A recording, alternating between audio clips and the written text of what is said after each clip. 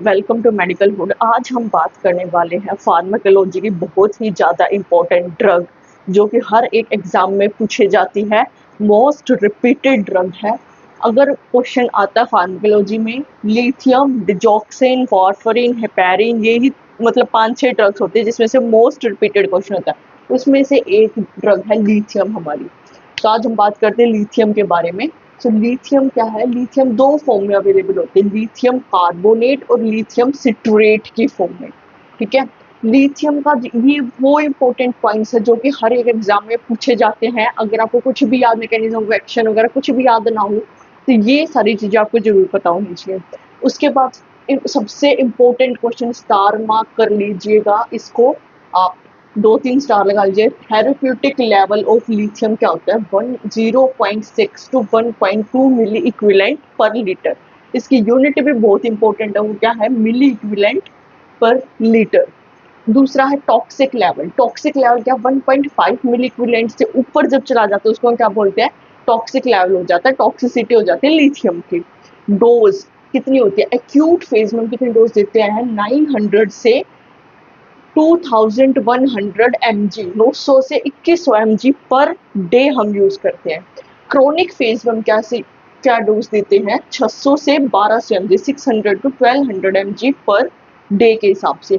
Indication किस किस condition के अंदर हम लिथियम का यूज करते हैं? अब यूपीओएमएस 2024 का जो अभी एग्जाम हुआ था रिसेंट, उसके अंदर पूछा हुआ क्वेश्चन था कि मेनिया के अंदर ड्रग ऑफ चॉइस क्या होगी। तो इसके क्या होगा? इंडिकेशन क्या है? मेनिया के अंदर हम मेनली यूज करते हैं लिथियम को। दूसरा है बायोपोलर डिसऑर्डर के अंदर हम यूज करते हैं इसे। फिर है कॉन्ट्रा इंडिकेशन, ऐसी कौन कौन सी कंडीशन है जिसके अंदर हम लिथियम का यूज नहीं करते? अगर ये कंडीशन है तो हम लिथियम नहीं देंगे उस पेशेंट। पहली कंडीशन क्या? हाइपोनेट्रीमिया। नेट्रीमिया मीन सोडियम का लेवल अगर कम है ब्लड के अंदर तो हम इस ड्रग का यूज नहीं करेंगे। दूसरा है प्रेग्नेंट वुमेन्स के अंदर क्या है? ये टेरेटोजेनिक ड्रग है, मतलब कि मदर से बेबी में जाएगी और टेरेटोजेनिक कोज करेगी, सिम्टम्स देखने को मिलेंगे हमें। तो क्या है? प्रेग्नेंट वुमेन के अंदर भी कॉन्ट्रा इंडिकेटेड है ये ड्रग। तीसरा है हाइपोकैलेमिया, यानी कि पोटेशियम लेवल अगर ब्लड के अंदर कम है उसके अंदर भी हम लिथियम को नहीं देंगे। फिर है इसका मेटाबॉलिज्म, हमारी बॉडी के अंदर इसका मेटाबॉलिज्म काफी होता है, किडनीज के द्वारा इसका मेटाबॉलिज्म होता है लिथियम ड्रग। तो माइल्ड टॉक्सिसिटी कब होगी? जब लेस देन 1.5 मिली इक्विवेलेंट पर लीटर है तो माइल्ड टॉक्सिसिटी हम बोल देंगे, इसके अंदर बहुत माइनर से सिम्टम्स आएंगे। मॉडरेट टॉक्सिसिटी कब होगी? जब 1.5 से 2.5 मिली इक्विवेलेंट पर लीटर के बीच में अगर है तो उसके अंदर मॉडरेट टॉक्सिसिटी बोलेंगे हम, उसके अंदर मॉडरेट सिम्टम है। सीवियर टॉक्सिसिटी हम कब बोलेंगे? जब मोर देन 2.5 मिली इक्विवेलेंट पर लीटर हो जाएगी तो हम बोलेंगे सीवियर टॉक्सिसिटी।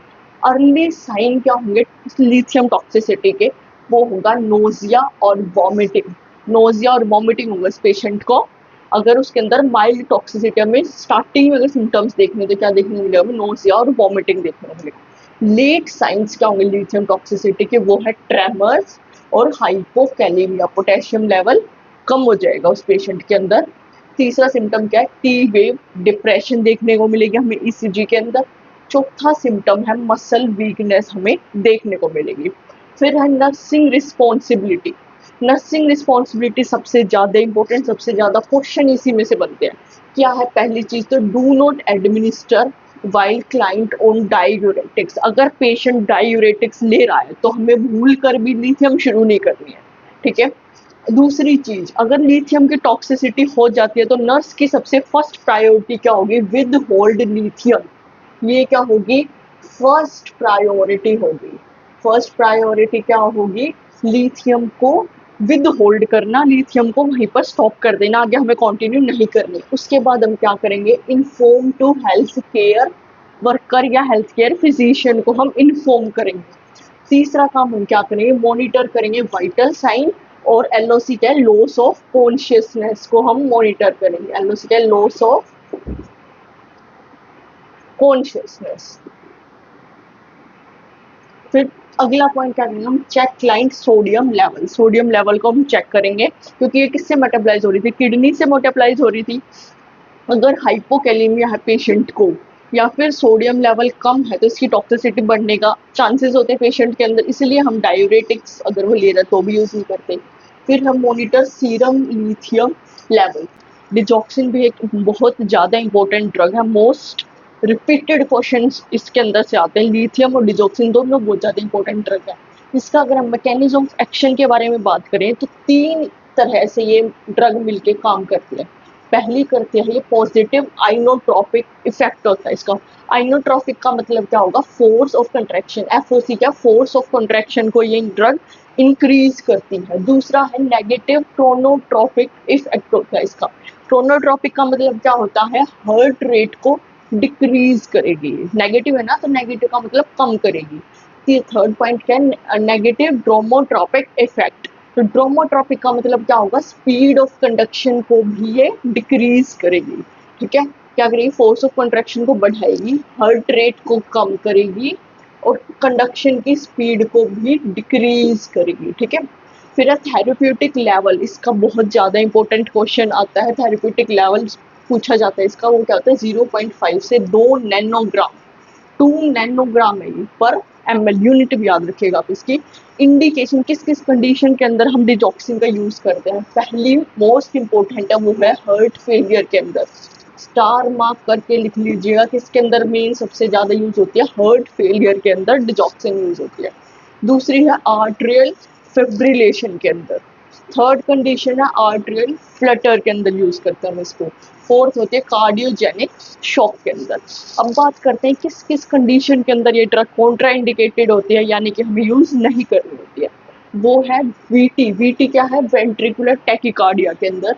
वीएफ क्या है, वेंट्रिकुलर फिब्रिलेशन। वीएफ क्या है, फिब्रिलेशन, वेंट्रिकुलर फिब्रिलेशन।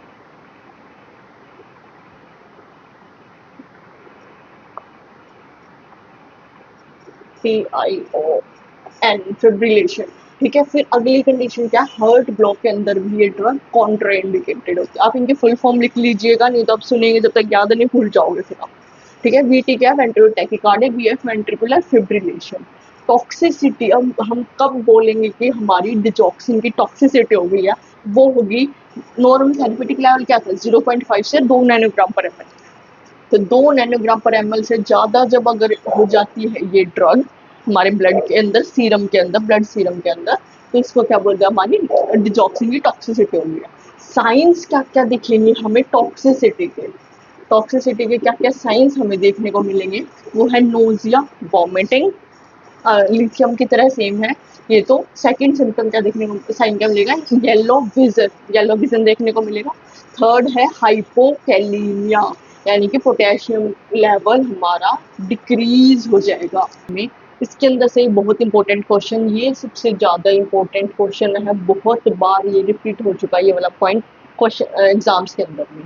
तो नर्सिंग केयर में सबसे पहला काम क्या है, चेक एपिकल पल्स चेक करेंगे हम पूरी 1 मिनट के लिए। ये भी क्वेश्चन आता है कितनी देर के लिए, पूरी 1 मिनट के लिए हमें एपिकल पल्स चेक करनी होती है। अगर वो 60 से कम है अडल्ट के अंदर तो हम डिजॉक्सिन नहीं देते हैं उस पेशेंट को। अगर 70 से कम है चिल्ड्रंस के अंदर तो भी हम नहीं देंगे। अगर बिलो 90 है इन्फेंट के अंदर तो भी हम डिजॉक्सिन का यूज नहीं करते। मेनली अडल्ट के अंदर पूछा जाता है कितने से कम अगर हार्ट रेट है तो हम डिजॉक्सिन नहीं देंगे, वो होता है 60 इसका आंसर होता है। दूसरा है monitor serum, monitor serum potassium level, क्योंकि ये क्या कराता है, डिजॉक्सिन क्या कराता है, पोटेशियम लेवल को कम कराता है, हाइपोकैलीमिया कराता है। उसके लिए हम क्या करेंगे, पोटेशियम लेवल को मॉनिटर करेंगे। फिर है फर्स्ट नर्सिंग प्रायोरिटी, क्या होगी अगर लिथियम की टॉक्सिसिटी हो जाती है। सबसे पहला काम हम क्या करेंगे, वो है with hold the drug, drug को वहीं पर स्टॉप कर देंगे, हम आगे ड्रग को कंटिन्यू नहीं करेंगे। Inform to HCP, health care provider को हम इन्फॉर्म करेंगे। अगला क्या है, इंकरेज करेंगे हम पेशेंट को कि वो पोटेशियम रिच डाइट को ले, और हम भी ट्राई करेंगे कि पोटेशियम रिच डाइट को इंक्लूड करवाएं उसकी डाइट के अंदर, ताकि हाइपोकैलीमिया के चांसेस कम हो जाए और डिजॉक्सिन की टॉक्सिसिटी से पेशेंट को प्रिवेंट कर सके। So thank you very much, I hope आपको मेरी ये वीडियो पसंद आई होगी। किसके बारे में, लिथियम और डिजॉक्सिन के बारे में। आप मेरे चैनल को लाइक और सब्सक्राइब जरूर कीजिएगा। Thank you.